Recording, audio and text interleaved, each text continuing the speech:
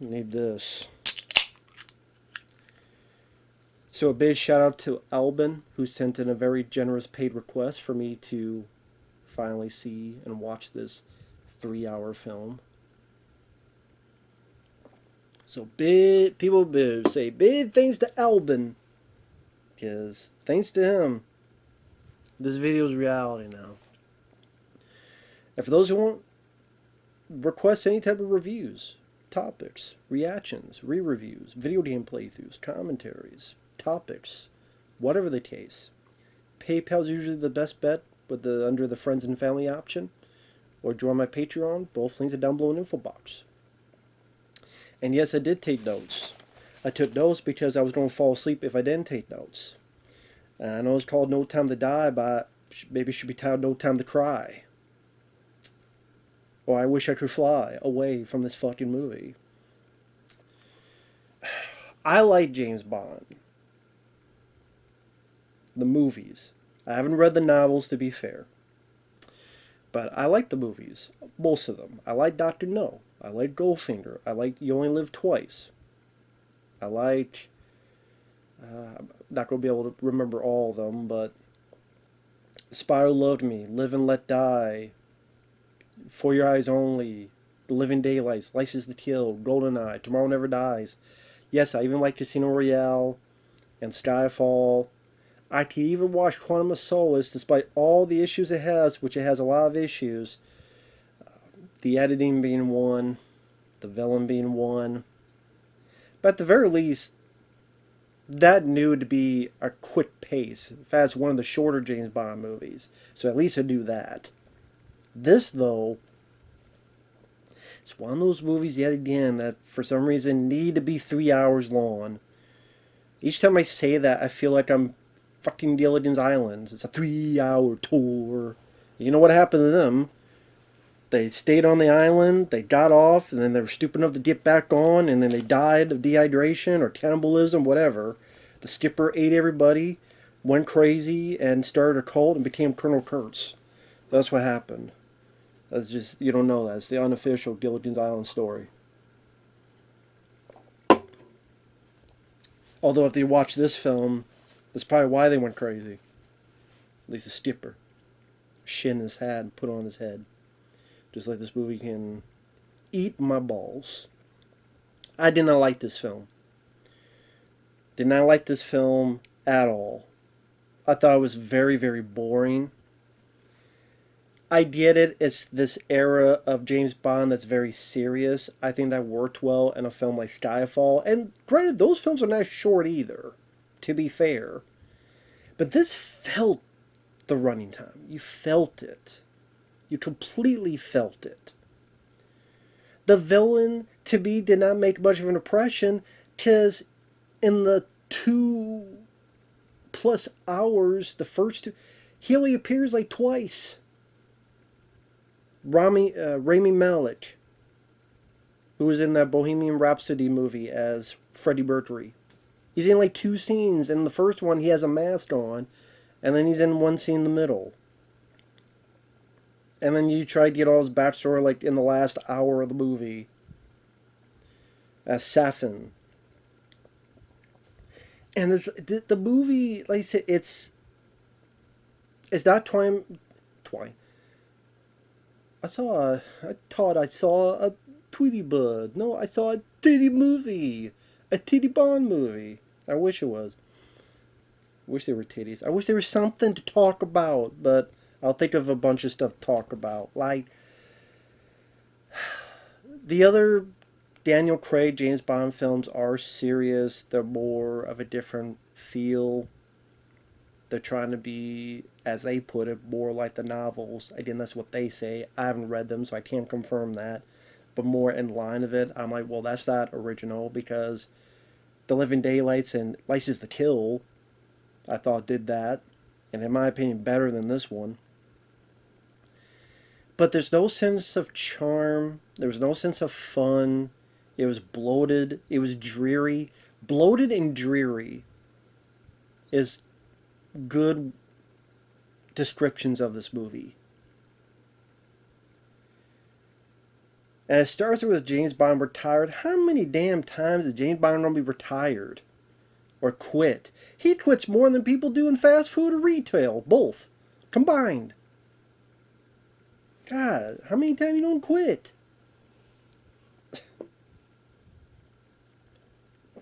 Like every Daniel Craig film, he quits or retires. And he's so depressed at the job. I'm like, why the hell did you even become a 007 in the first place? After the opening of Casino Royale, he's like depressed to be. Well, I would say after the first movie because of what happened to the girl Vesper. Then he's depressed every other time about being James Bond. More like because Daniel Craig's depressed at being James Bond because he hated playing James Bond. Now, I like Daniel Craig as an actor. I do think he did a good job playing the character. And at least putting his own spin. Because I like Sean Connery, I like Roger Moore, but they both put their own different spins. Sean Connery more of the charming, suave. Roger Moore more of the fun, bit campy, humorous one. Timothy Dalton, thinks most would say he seems to be the closest to the book. I grew up with Pierce Brosnan the most. Pierce Brosnan, that was my introduction to James Bond, was GoldenEye. And that's my favorite of the James Bond movies, so Pierce Brosnan's mine. And no, I don't like Die Another Day, The World's Not Enough, but I'd rather watch those, because while those are bad, they're more funny bad. This is more just dreary, boring, snooze-inducing bad. And doesn't help that I know these films are not supposed to be realistic. I know these films are not going to be the most original either.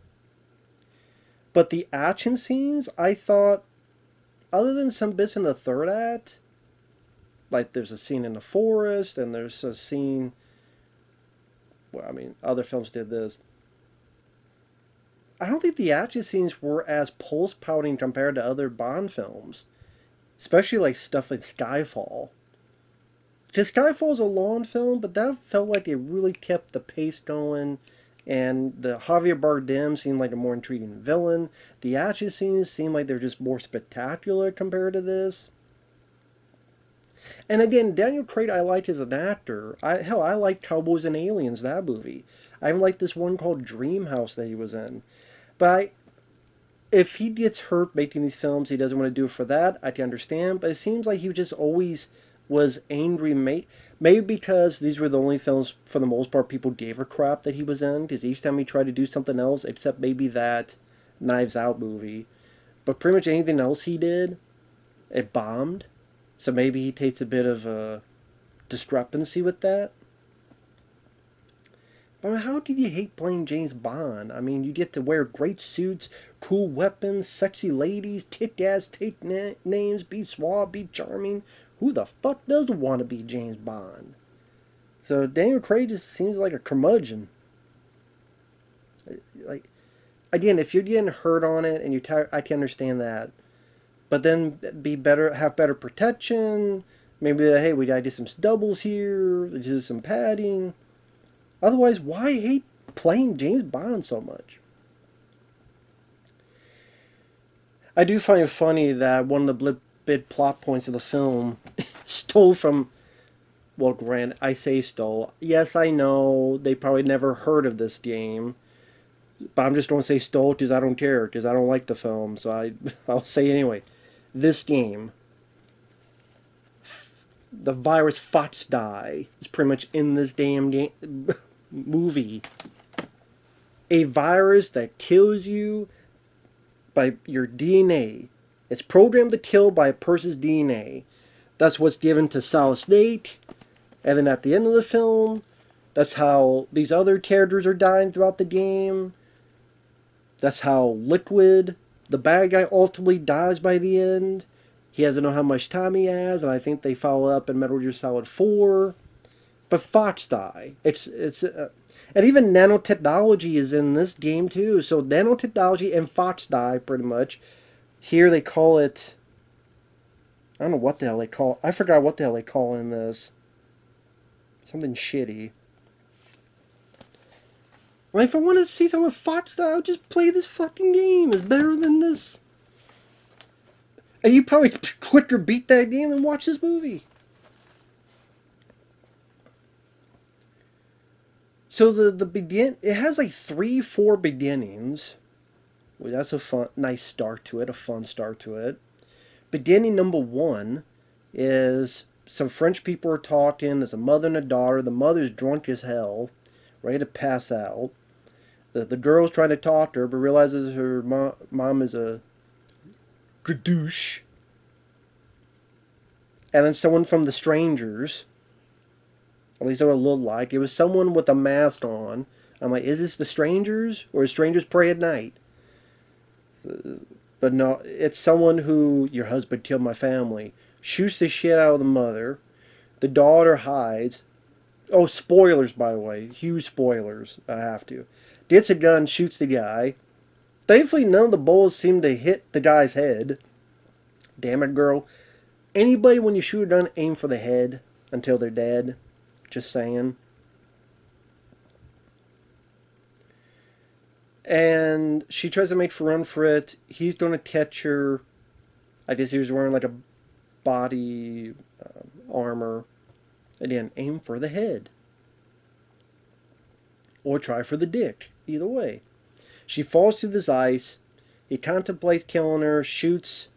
Which is funny, he shoots. But the way he shoots, he still shoots like towards her. Thank God every bullet from the machine gun like avoided her. Didn't even nip her. Just broke all the ice around her to save her. But it's not like he aimed in a circle or he aimed over here and stomped the ice down. He literally shoots at her and every fucking bullet avoids her. Thank God for that. I don't know why you wouldn't just aim and then stomp the ice or whatever. Just to try to fake out the odds. He's going to kill her. Wait, he missed. Even though it seems like he's firing randomly, he missed every shot. How did he do that?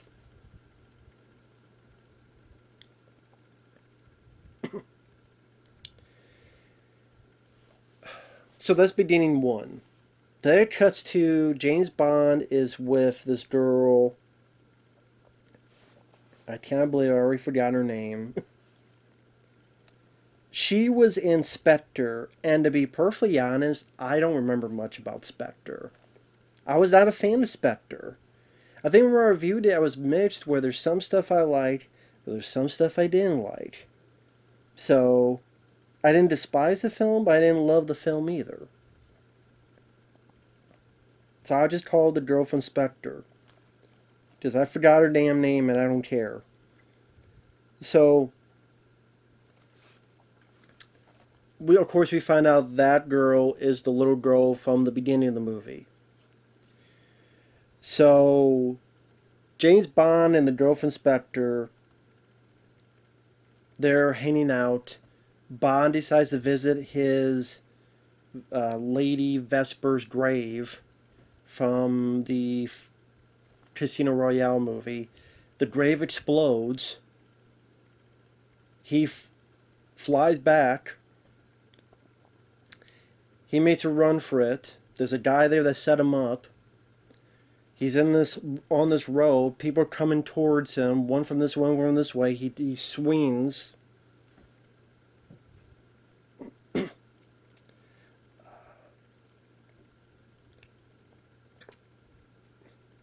He gets on a motorcycle. He drives motorcycle. Jumps up on top of this other thing. As in, he jumps off. So he goes from this road to the main road. Then he gets to a car. The girl from Spectre's in the car. It's bulletproof. He starts shooting in a 360. And to be perfectly honest, something about this doesn't seem that exciting to me. And I don't know what it is. Maybe because the stuff that's showcasing here feels like old hat. Was it in Spectre they did the thing with the car, with the machine guns? And of course, various other James Bond films that did that. And then when it was in the car and it's doing this 360, or shooting at everybody. You know what they remind me of?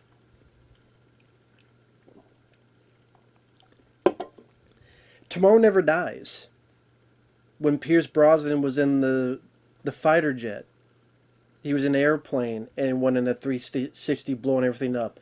But that seemed cooler. Because he's in a fucking plane. He's in a jet. I thought, okay, that actually seems pretty cool. Plus, I really like that movie. It's one of my favorite James Bond films. I love Tomorrow Never Dies. This, I don't know, it wasn't bad, but it just kind of, I wasn't as impressed.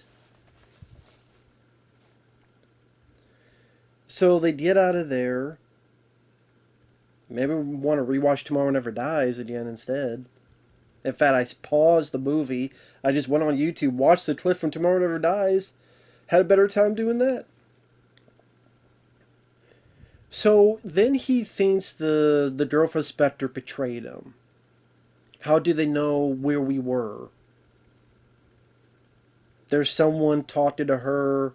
And I'm sitting here going, it's a bad guy. The bad guy's obviously lying.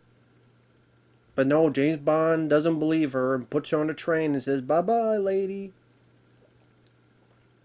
I'm sitting there going, Bond, I could tell you how they found you. This is the girl that you loved, Vesper. Of course, if they know where her gravesite is, they don't have a bomb there. I could have told you that. That would have been plainly obvious. But for some reason, he doesn't think that the grave of the woman that he's been pining about from Casino to Quantum to Skyfall to Spectre to this movie, maybe he would visit that grave yet again. And if so, let's have an ambush. That would seem to be one of the primary places to try to find your ass. And you're wondering, how could they know where I was? Gee, I wonder. I figured that out. And lo and behold, the bad guy admits it. When Blofeld, I forget the actor's name, he was in Inglourious Basterds, he was in, among many other films, he was Blofeld in Spectre. I'm bad with names, sorry about that. He comes in later on because he's in jail. And he admits that, yeah, I fooled you. I knew you'd go to that gravesite, so I had a bomb there. So then we get Billie Eilish's song, which is one of the worst James Bond songs I've ever heard. Billie Eilish, this drunk mumble mouth. No time to die.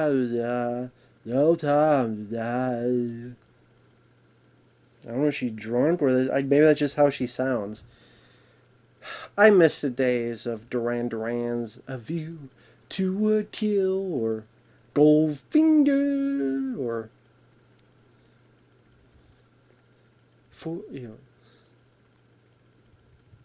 probably the Spyro Love Me one is my favorite.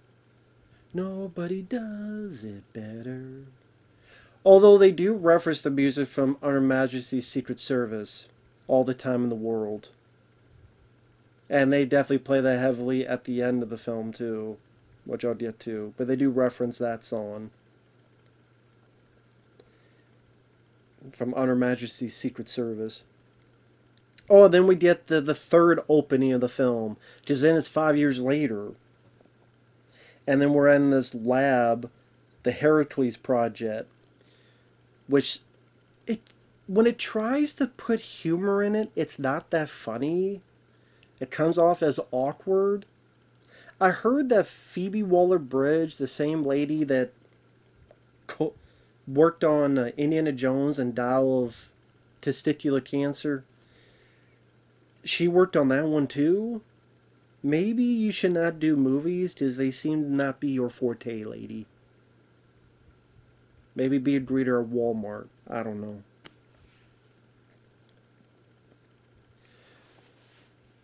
But yeah, this guy, like the scientists are trying to be funny. I didn't really think he was that funny. The bad guys call him on the phone. Shows how great the security is. they get through to him in there, and he's like, oh yeah, yeah, everything's fine, yeah. The bad guys come in, they kill all the scientists, they get this main scientist and the info that they need for this nanotech virus Foxdie. I'm just going to call it Foxdie because that's what the hell it is. And I thought it was done better in this. Fucking stole from Metal Gear Solid, I don't care. So, whatever. And then they do this thing where I know it's James Bond, so gadgets being crazy is. But it's weird. It's like it wants to be very dark, serious, but then it wants to have these crazy gadgets. Like this one where they just throw a bunch of stuff down an elevator shaft and they stick to the walls. They jump all the way down, and then they're caught because all this stuff is like magnets.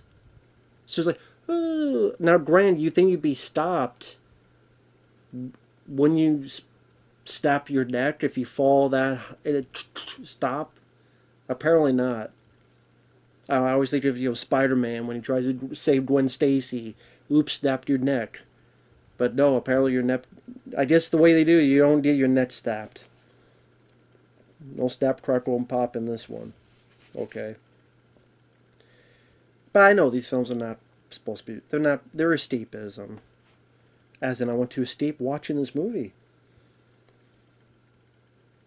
So, James Bond is trying to be retired for the 18th time. He meets this lady who is the new 007. And this lady, I don't know her name. She seemed like a crappy version of Jinx, Halle Berry, and Die Another Day. Now, they Die Another Day sucks. But I would rather watch that than this. I really would. I'm not even kidding. Because this is just such a gloomy, glum movie. And stuff reminds me of better James Bond films, in my opinion. In my perspective. In my taste. Like I said, that one scene that reminded me of Tomorrow Never Dies. This lady that reminds me of a crappy version of Halle Berry and Die Another Day. Ooh, I'm 007, whatever. I wouldn't say this goes as woke as some people claim it to be. But there are those tendencies there. Just funny enough, the only people who die are like the guys. Now I think about it. None of the girls die. Well, not just the guys who die. Now I think about it. So I mean that says something. Because you have the lady who now she's the 007. Spoiler alert. I'm gonna jump ahead a bit. Felix dies, which that's a good actor. Jeffrey Wright, I believe his name. He was in the other Daniel Craig ones. He gets killed off. I don't think they needed to do that. Blofeld dies, but I mean, technically he died also in For Your Eyes Only. I think that's the one where Roger Moore picked him up in the helicopter and dropped him in the chimney, which was a more memorable death. And of course, James Bond does die at the end. And I just roll my eyes and go, whatever.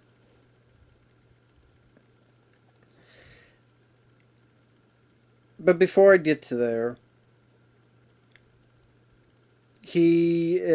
Felix contacts James Bond to go to Cuba. And he meets this female agent who's had only 3 weeks of training. And so she's kind of wide-eyed, oh yeah, as if she's a dummy. But then when she needs to fight, she's perfectly fine. Shooting, kicking, like she's Black Widow. So I'm like, okay, you've had 3 weeks of training, and then we think she's a rookie idiot, but then I guess she's, the Columbo of Kung Fu? So whatever. I didn't think the character was that interesting.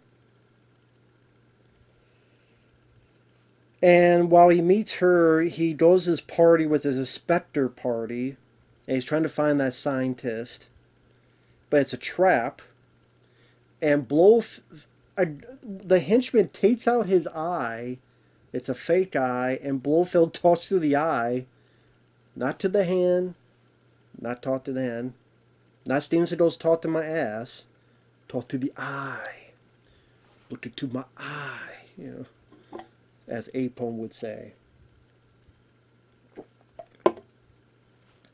Primer says, "Hey, Bond, you're screwed."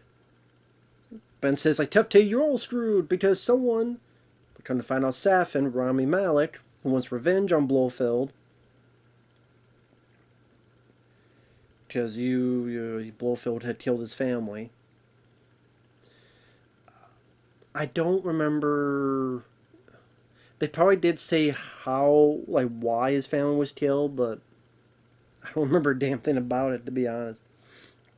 Anyway, this trap is everybody else is getting sick and they're dying from the virus.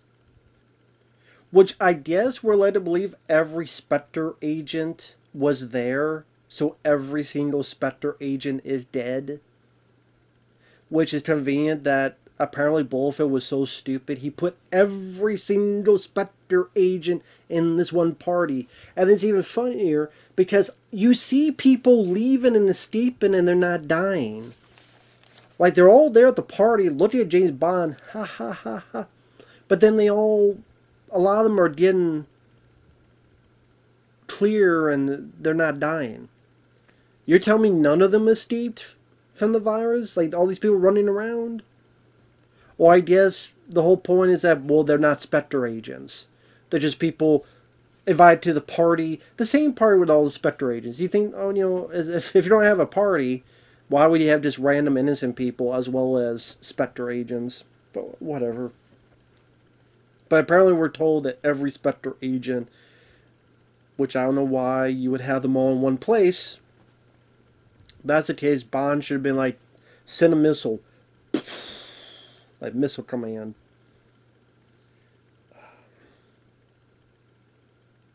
So he chases after the scientist.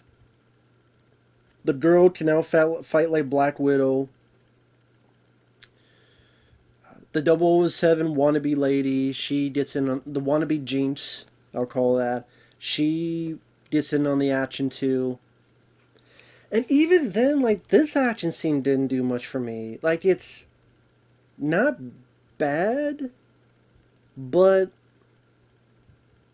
I don't know, like, again, compared to some of the stuff, like, compared to the scene in Casino Royale, when he's running and going through walls and he's chasing that guy who's got, like, the acrobatics everywhere, parkour, doing all this parkour stuff, or some of the crazy stuff in the other ones, it just came off as very mundane, so compared to many other Bond films. And that's what I mean. I don't think the action scenes are really that. Again, I'm not going to call them badly done. They're just not that spectacular to me. Which you think if for the last Daniel Craig one you would go ballistics and all, and I don't think they did. Which was very strange. Which mixed with made it more boring of a movie. Which I will say this is the worst James Bond film I have ever seen. Because it's an insanely boring film that is way too long, way too bloated, way too tired, way too glum. As tired as Bond himself, with a bit of feminist angle to it. And a villain that is not really a big part of the film for most of the damn movie, it feels like. An uninteresting plot. A plot device I saw better done in the damn video game.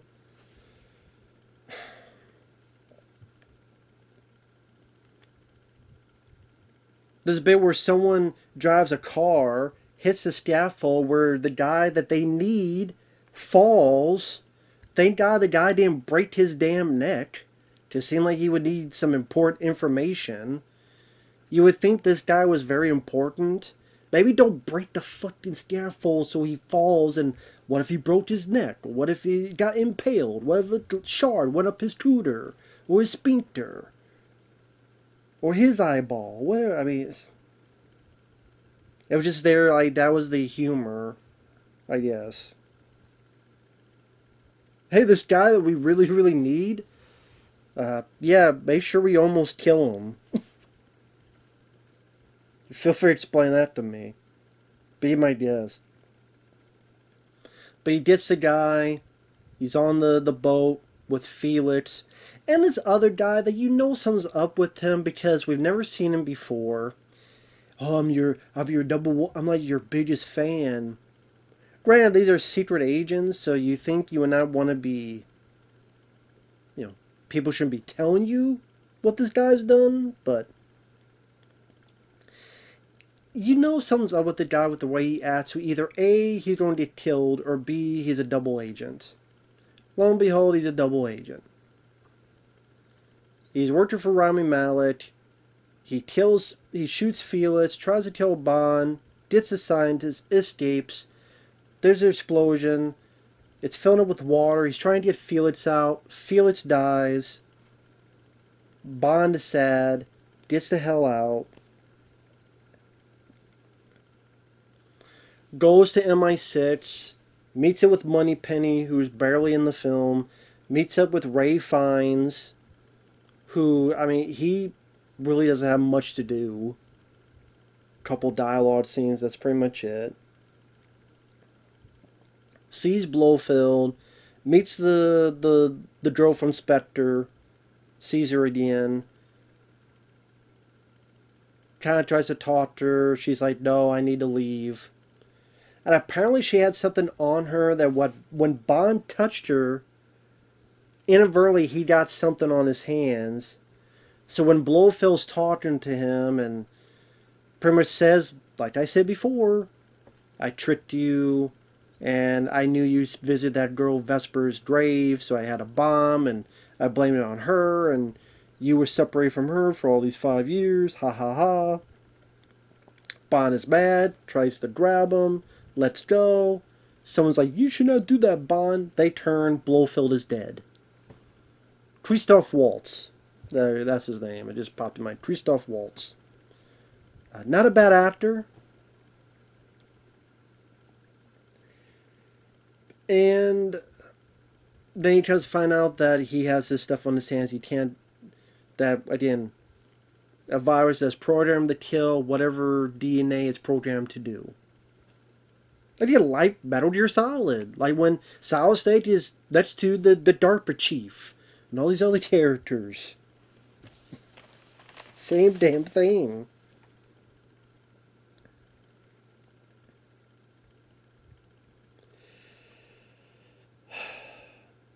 So he goes to see the lady from Spectre and finds out that she has a daughter. Now, of course, anybody would know right off the bat this is James Bond's daughter. Yeah, she says it's not your daughter, but it's been 5 years. The girl looks like she's 5 years old. You do the tally in your head. Of course, it's his daughter. The bad guys are following, and he gets them in a car. They drive into the forest. Now, this is about 2 hours into the movie. This is probably the first action scene that I didn't mind. Because I do think there's some pretty decent photography. I think the cinematography is actually pretty solid.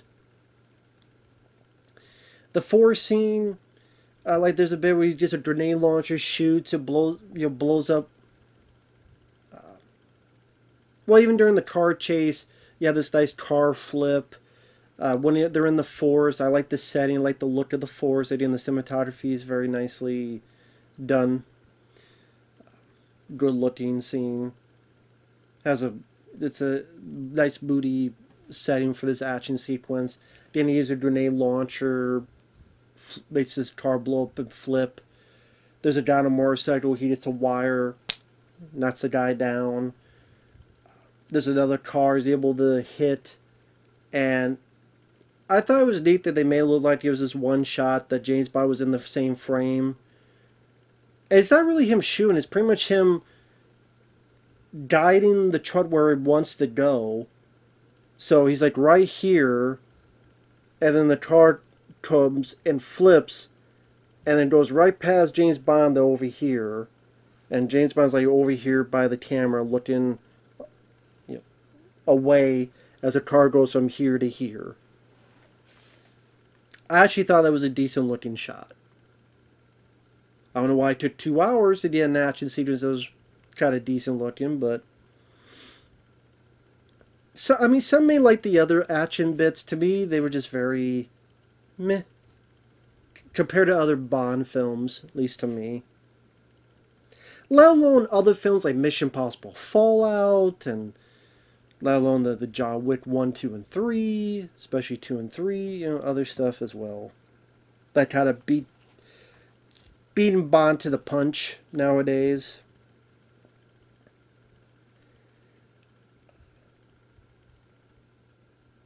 Let's see. Oh, the guy that killed Felix. I like the bit where he takes revenge for Felix's death and he lets the car go and the car squishes the guy. Granted, that kind of reminded me of the bit in For Your Eyes Only, where Roger Moore, the car's over the cliff, and Roger Moore just hits the car, and the car goes off the cliff. Granted, it's not the exact same thing, to be fair, but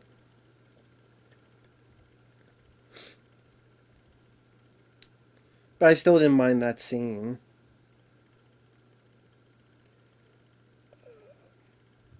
He goes back, finds out that the girl from Spectre and the little girl have been taken by Rami Malek.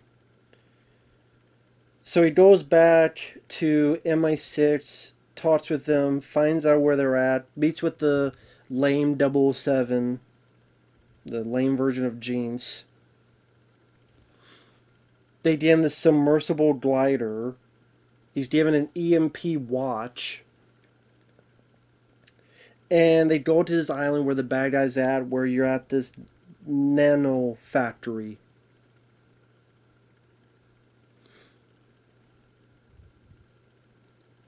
They pretty much split up.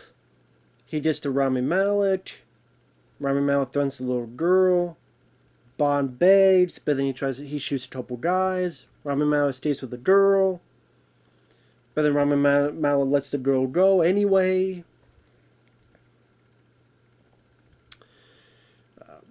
There's bits where Bond is shooting over here.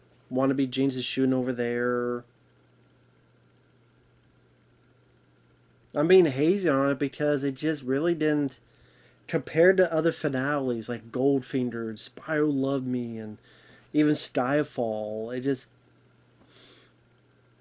I wouldn't say, I don't know if, even Quantum of Solace, as much as deservedly so people give crap to Quantum of Solace, that finale in that facility with all the explosions everywhere and the way they did that, I think still looks really cool. It still looks remarkable in how they accomplished that.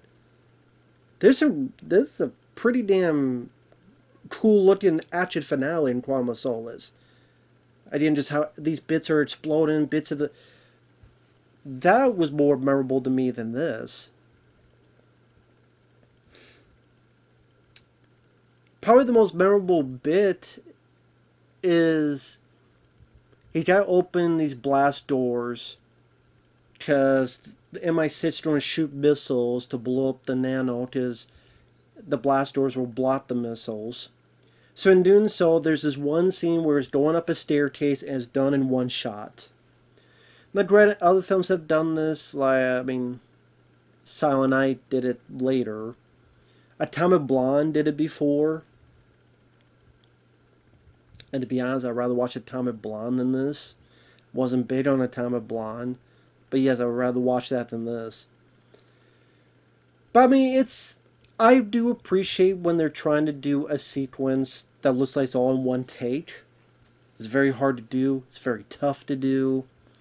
And I would say that is the best action scene in the movie. Granted, you'll be reminded of films like the John Wick movies or Atomic Blonde or other stuff.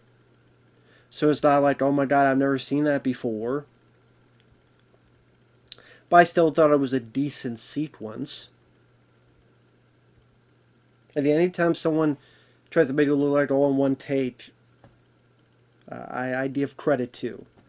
Just it's a cool motif, it's a cool gimmick, very tough to do. So he's shooting guys, fighting guys, fights the guy who's got the one electronic eye, uses his EMP watch to screw up the guy's eye. Now, granted, I don't know why he doesn't screw up his earbuds that he's talking to Q and these other people at. Unless his earbuds are made from a... I guess I would assume that they would have known that and said, let's make this out of something else so it doesn't screw up with the EMP, but at the same time, I don't know if that's how it works. I don't know how specific EMP works. Some say that I don't know.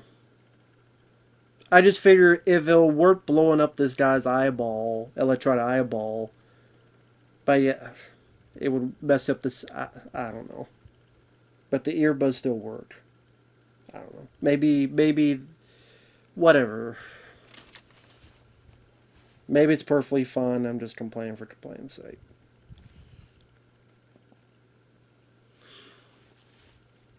So he gets the blast doors open. Rami Malek wounds him.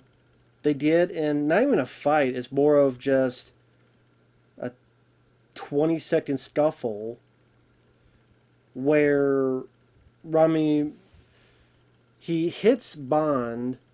So now he's infected with this virus. But the virus, from what I understood, will only kill the girl from Spectre and the little girl. He dies. By this point, girl from Spectre, little girl, and wannabe James got on the boat. They got the hell out of Dodge. They're waiting for Bond. Bond, they have this dialogue. You have all the time in the world. Waiting for the bombs to fall. He stares. The missiles hit. Boom, boom, boom, boom. Blows him up. He dies. I guess the reason is because I guess he figures that if he walked out of there, he would risk, I don't know. I guess he would risk killing them. Which, I don't even see that happening because there are other ways to run. I know he was wounded. Don't even. I know he's wounded. But there are other ways to. I mean, it's James Bond. I mean, look at all the other crazy stuff he's escaped from. There are other ways to hide from that island. And you just contact, said, this is what's happening. I got this virus. It's for these two people only. And don't go by them. And in fact, I think that would have been the better, more tragic fate and ending for Bond. That he'll finally be retired because he doesn't want to do some job where he'll inadvertently see them, meet them, whatever. You live in Europe, I live in, I don't know, Hawaii. Or wherever the fuck. MI6, you saved the world. Here's a severance package. Live the rest of your life retired. Yeah, it's a tragic ending because he'll never get to be with his loved one and his daughter. But at least he knows they're safe. And he still continues living his life. I'm sick and tired of this trait of films nowadays, where it seems like the only escape is death. I'm sick and tired of that. I don't understand how that's such a good fucking message. I understand self-sacrifice when there's no other choice. But so many movies is like there is a choice, and they do it anyway. Or even if there isn't a choice, it's like they still think that the only thing is they have to die because it's going to be a dramatic punch for the audience. And it's almost as if they want to say, yeah, there's no way for him to live a good life, just die. What kind of message is that to send to people? It's like they did that in Clerks 3, where, yeah, he could fight his way back to life, but hey, he's watching his life, which is apparently the first Clerks movie, and that's it. Nothing else happened in his life. And he decides to just give up on his life and go with this girl who apparently is Rosario Dawson, has been screwing all the other ghosts, or whatever the hell that stupid movie said. So yeah, he just gives up on life. Logan, I mean, he was fairly wounded, to be fair. But there are ways that you could have had where you think he's going to die, but then she does this and they work together. And he's like, yeah, he's dying, but he's going to keep living on and at least help these mutants. And he'll be the new Charles Xavier for this younger group of mutants. Just like Charles Xavier did to his X-Men, maybe Logan will do a bit better with this group of younger mutants. The idea to fight on, to not give up. There's so many movies I was like, yeah, give up. It's okay to give up. It's okay to just give up and die. Maybe you take that a different way in this movie. That's how I took it in this movie. How would he risk the girl and, of course, his daughter if they're living in America and he's living in Hawaii, or if he's living in Japan and they're living in Europe or wherever the hell, and he stays retired? No, the only reason he died is so that Daniel Craig has a definitive reason why he won't come back ever for James Bond. Because if someone asks him, he'll point to this movie and go, look, I blew up. There's no way he survived. Even you know it would be stupid.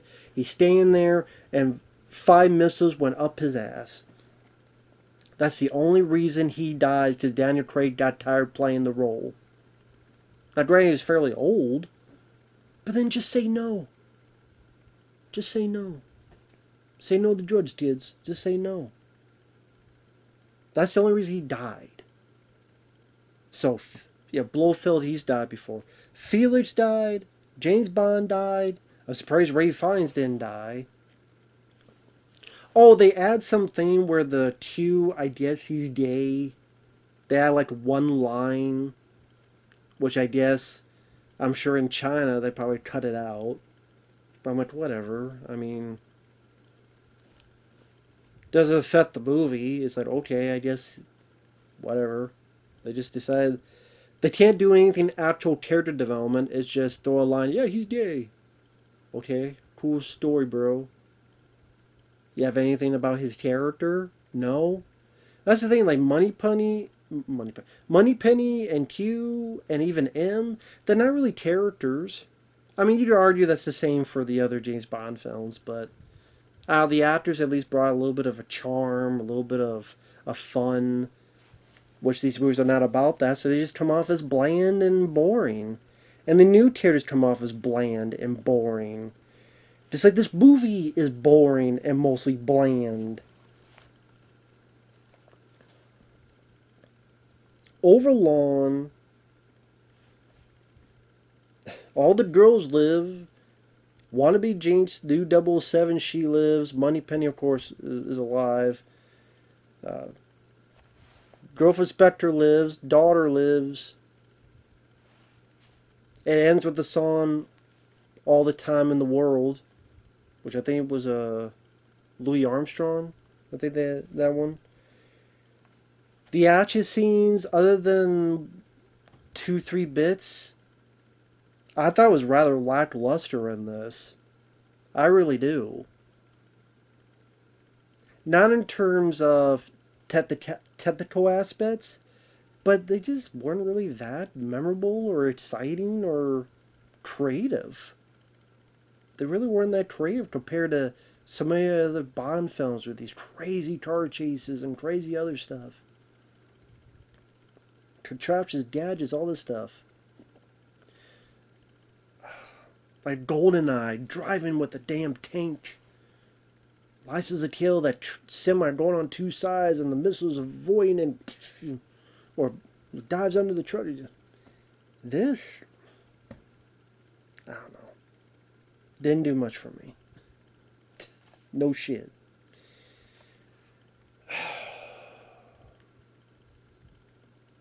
But yeah, just felt like, just a lot of crying in this movie. Just a lot of crying. I guess it depends what you want out of a James Bond film. Again, that worked fine enough in some of the other Daniel Craig ones, but here it's like, someone put it best. It's more soap opera. It's more of a soap opera. Surprised it wasn't Telemundo. And like I said, there's a slight feminist edge to it, which is annoying. They didn't need to kill off James Bond. Again, with the way they did it, where again, he could still live his life, but he just gave up. Again, I know he's wounded, but at the same time, it's like he could live somewhere, just fully retire. It didn't need to happen. He just gave up. There's nowhere to go. I mean, it's James Bond. There's ways he could escape. Jump into the damn water, whatever the case may be. Instead of just standing there having a conversation, watching the missiles come down. And you didn't need to kill Felix. Again, didn't care. Again, the villain, very lackluster villain. Compared to, again, Harvey Bardem, and it's just not much to this villain. I mean, what? He thought he was a hero like James Bond. But again, when you only show him like 2 times in the span of 2 hours, and then you try to put all this stuff in at the end that I'm supposed to give a crap about, I'm like, what is it that makes him that interesting of a villain? It's a villain who thinks he's doing the right thing, okay. I guess potentially, but I don't think they were explored that well. Because they tried to just shove it all in the 3rd act.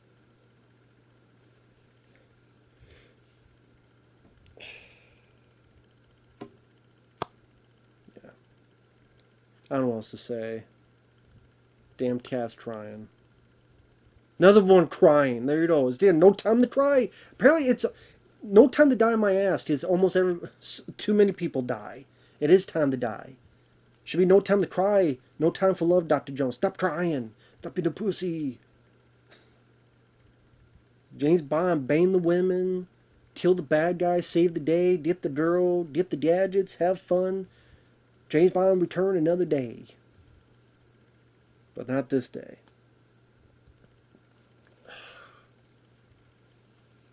And again, why did it need to be 3 hours long? If you love the film, good on you. Why are you raging? Because I knew what the hell this was going to be. I can't believe this came out 3 years ago. That's crazy now. Just 2021. I'm like, damn, it came out that long ago? As for what's next for James Bond, I think just take a long break, hopefully. Or maybe next he'll be a bisexual nun. I don't know. Bisexual tyrannosaurs. I don't fucking know. Whose pronouns are F and U. Or baby and Ruth. Or, I don't know, chocolate and bar. That would be its pronouns. Chocolate and bar. Sexual tyrannosaurs. Just like me. No time to die. No. Bullshit. There's 3 hours. This is all the time to die, apparently. No Time to Die, the James Rolfe edition. We'll see you guys later. Bye-bye.